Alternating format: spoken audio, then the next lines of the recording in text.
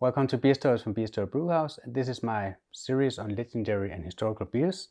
Today I'm going to compare Putty from Verdant 2024 to a more modern version from Omnipollo. It's called Perla, and see if the legend still holds up to the newer modern version.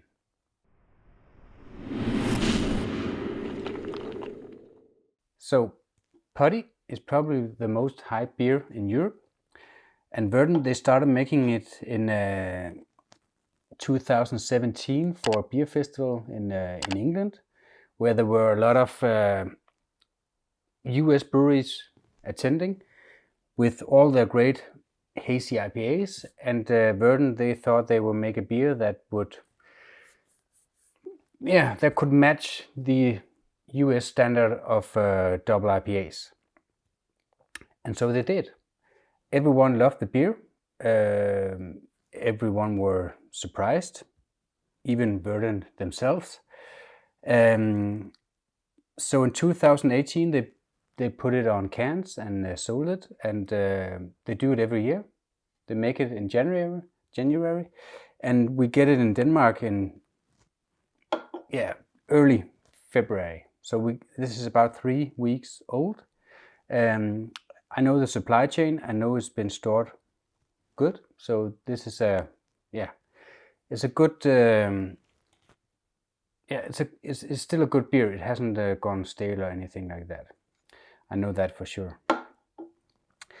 So it's a really hype beer, and I buy it every year. You can only buy it, and it's sold out in no time. So you have to actually go to the store the day it will be released, if you want to make sure you can get it. And they'll probably have it. Maybe if you're lucky, they will have it for a week or so. But I'm there the first day. I wanna taste it every year, and I think it's fun because of the hype. And that's a bit dumb, I know, but I think it's fun because they brew it to taste like it should taste every year, so they have to actually tweak it every year because of the hops variations and stuff like that. They have to tweak it perfectly every year, and I think that's kind of cool. It's kind of nerdy, I know, but I think it's cool to see if I can taste it. I can't taste it, I know that, but anyway, I think it's cool just to see if they succeeded, and they always do. And it's still a great beer. And of course, it's hyped. It's fun.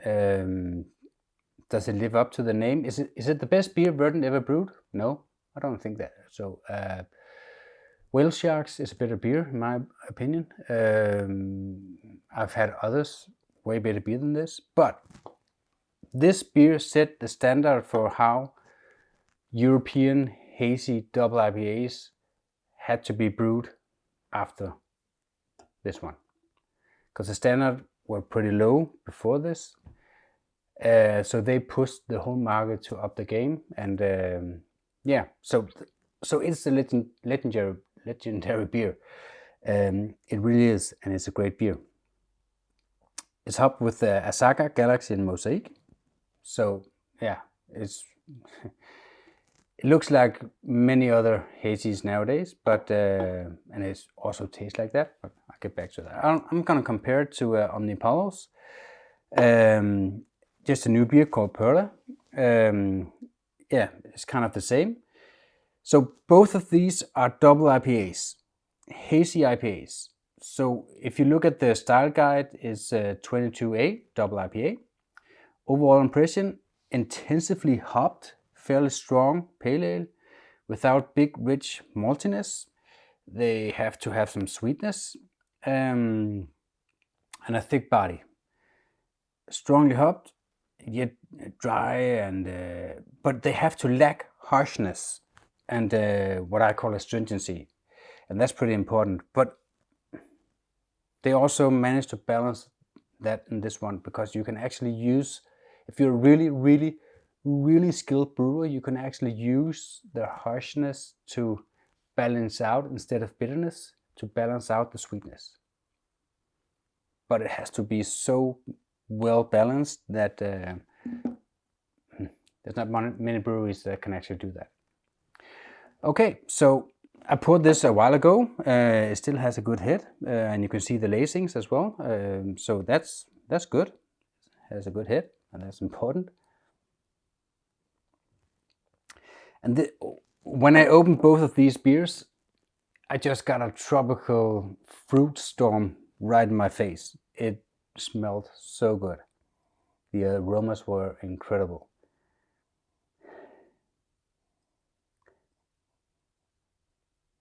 So this is there's a little bit of citrus. There's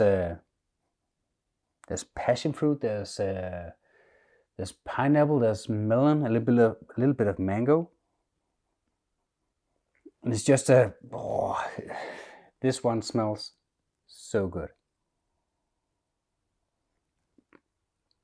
It's just a tropical fruit storm. I love it. Oh yeah, I really love it.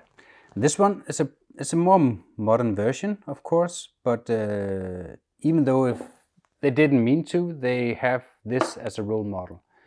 I'm not sure they thought of Verdant when they brewed that one at all. So, but this one set the standard for every other double IPA after that. This one is kind of funny. I get some maltiness, and I wasn't expecting that. It's kind of the citrus is gone, the dankness is kind of gone. It's more it's heavy stone fruit instead of more fresh tropical fruit over here. This is heavy stone fruit. It smells heavy. So peach, mango, yeah, and some kind of maltiness in there as well. So yeah, that's funny. Interesting. Oh, but this one is just so fresh and inviting. I wanna drink it, so I'm gonna drink it. Oh yeah, the color. Well, they're basically the same color. The Verdant one, the Putty, is a little bit darker, but as the characters here they imply it should be it should be yellow to yellow straw, and it is. So both of them they check the box for the color.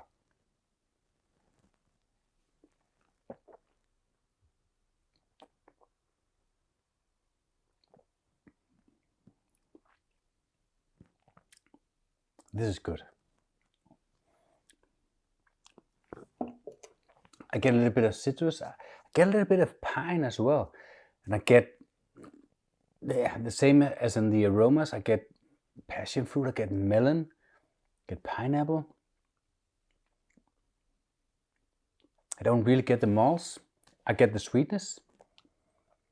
It's not astringent, but it has some kind of bite. Yeah, it has a combo of low bitterness, but with a kind of hoppy bite that actually works so well in balancing this beer, because it is sweet, but it's not too sweet. It's still kind of fresh because of that hoppy bite you get.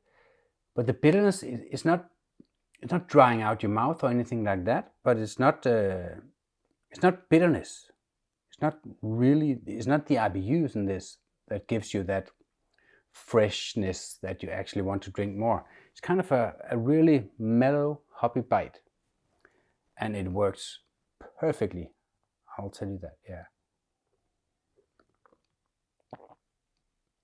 And it's juicy, it's thick, it's medium carbonated.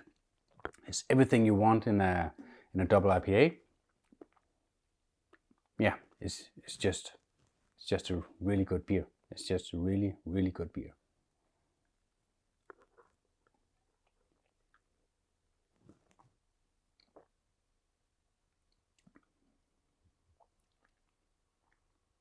I get the same as I did in the aromas. It's more of a heavy stone fruit. It's more peach. It's more ripe mango. I don't get that much citrus. I get pineapple.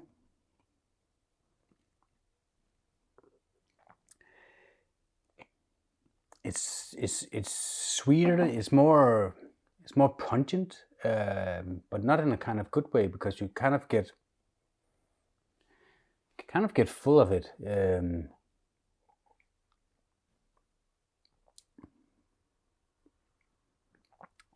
It's more of a stronger New England IPA. It's not that bitter. I think the IBU is probably the same in these two, but this one just has that hoppy bite that makes it balanced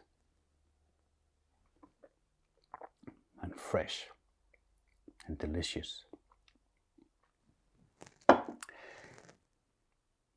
So, okay, this is a modern version. Putty, it lives up to the hype, it lives up to its name, it lives up to the legend. And no doubt in my mind, in a scale of 1 to 5, I would give this 4, 4.5.